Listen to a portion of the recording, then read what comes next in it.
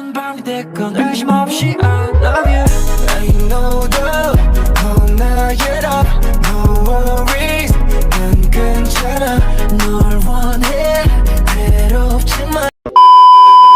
Assalamualaikum warahmatullahi wabarakatuh. Perkenalkan, nama saya Jessica Sasha Azara, NIM 25041070352, Universitas Islam Negeri Raden Fatah Palembang, Fakultas Ilmu Tarbiyah dan Keguruan, Program Studi Pendidikan Agama Islam.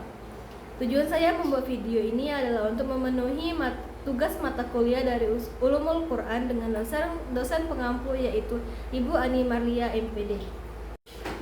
Di video kali ini saya akan menjelaskan tentang 3 materi. Yang pertama itu materi tentang sejarah turunnya Al-Quran dan penulisan Al-Quran. Yang kedua tentang jamu Al-Quran. Dan yang ketiga itu tentang tajwid. Baiklah, materi pertama yaitu tentang sejarah turunnya Al-Quran dan penulisan Al-Quran.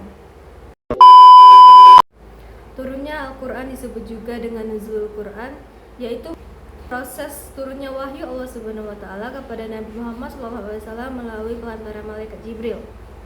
Al-Quran turun melalui beberapa tahapan. Yang pertama diturunkan secara keseluruhan dari Lauhul Mahfuz ke Baitul Izzah di langit dunia pada malam Lailatul Qadar.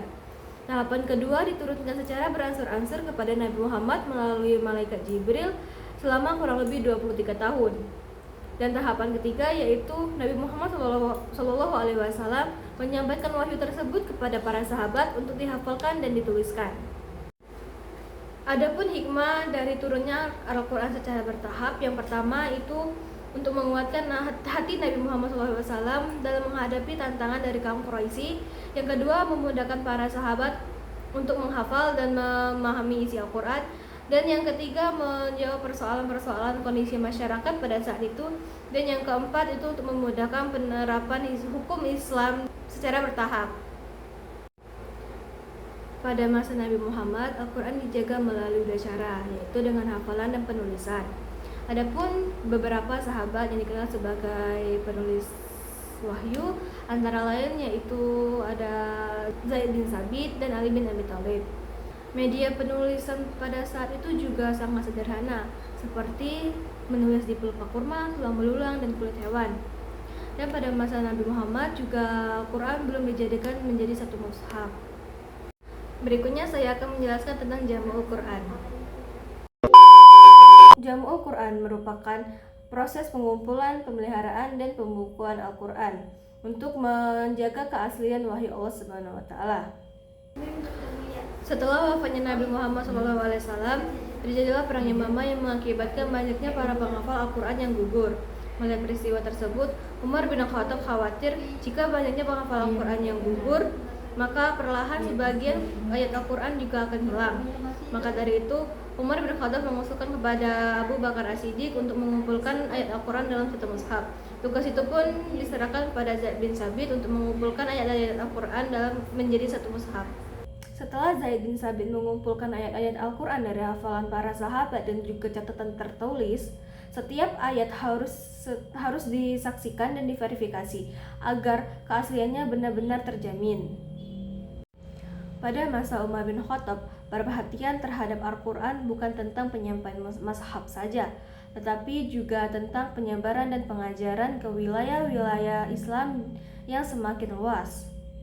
Selanjutnya, pada masa Utsman bin Affan, mulai munculnya banyak perbedaan bacaan Al-Quran. Karena takut adanya perselisihan, Utsman bin Affan membentuk sebuah tim yang dipimpin oleh Zaid bin Sabit untuk menyusun sebuah mushaf standar yang sekarang dikenal dengan Mushaf Utsmani.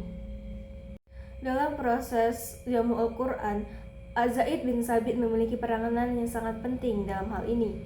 Beliau merupakan penulis wahyu pada zaman Nabi Muhammad SAW dan dipercaya memimpin pengumpulan Al-Quran baik pada masa Abu Bakar As-Siddiq maupun pada masa Utsman bin Affan.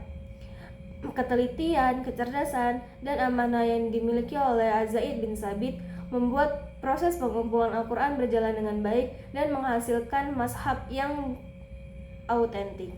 Materi selanjutnya adalah tentang tajwid. Di sini saya akan membahas tentang tajwid yang ada dalam surat Al-Fil. A'udzubillahi minasyaitonirrajim. Bismillahirrahmanirrahim. Alam tara kaifa fa'ala rabbuka bi ashabil fil. Alam yaj'al kaidahum fi tadlil wa arsala 'alaihim tayran ababil tarmihim bi hijaratin min sijil faja'alahum ka'asfin ma'kul. Berikut penjelasannya.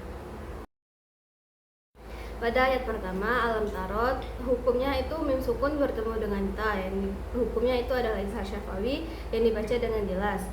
Terus yang kedua adanya di bil fil. Di situ hukumnya ada alif lam qamariyah, cara bacanya alif lam dengan jelas.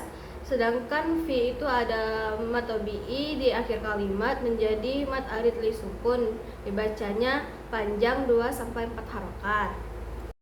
Pada ayat kedua yaitu di alam yaj'al, di situ terdapat hukum tajwid izhar syafawi di mana mim mati bertemu dengan ya, dibacanya jelas.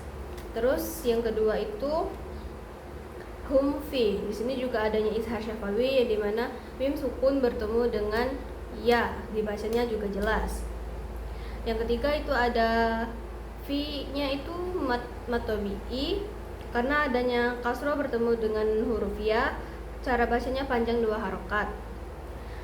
Terus yang tadlil yaitu mat tabi'i di akhir kalimat menjadi mat arid li sukun, dibacanya panjang 2 sampai 4 harokat. Pada ayat ketiga terdapat di kalimat alaihim toiron. Di sini hukumnya izhar syafawi yang dimana mim mati bertemu dengan huruf ya, dibacanya jelas. Yang kedua itu terdapat di toiron aba. Di sini hukum tajwidnya itu izhar halki yang dimana adanya fatatain bertemu dengan huruf alif, dibacanya juga jelas. Dan yang ketiga itu adalah bil yang dimana bil merupakan mat tabi'i di akhir kalimat menjadi mat arid li sukun, bacanya panjang 2 sampai 4 harokat. Dan pada ayat keempat ada di pada kalimat mihim, itu adalah mat tabi'i yang dimana adanya kasroh bertemu dengan ya mati, dibacanya 2 harokat. Yang kedua itu mim bihijah. Di sini adanya mim mati bertemu dengan huruf ba, maka hukumnya itu ikhfa syafawi, bacanya melebur dan mendengung. Dan yang ketiga itu adanya rotim min. Di sini adanya kasroh bertemu dengan mim, hukumnya idgham biguna, cara bacanya itu masuk dengan dengung. Terus yang keempat itu ada di min siji, adanya nun mati bertemu dengan sa, hukumnya ikhfa hakiki, cara bacanya sama samar. Dan yang kelima itu sijil, yaitu mat tabi'i di akhir kalimat menjadi mat arid li sukun, bacanya 2 sampai 4 harokat. Dan pada ayat kelima itu terdapat di faj'alahum ka'asfim. Di situ ada mim mati bertemu dengan kaf, hukumnya izhar syafawi, cara bacanya jelas. Terus yang kedua ada di kalimat ka'asfim ma. Di sini adanya kasratain bertemu dengan ma, hukumnya idgham guna, cara bacanya masuk dengan dengung. Dan yang terakhir itu kul, itu ada mat tabi'i di akhir kalimat menjadi mat arid li sukun, bacanya 2 sampai 4 harokat.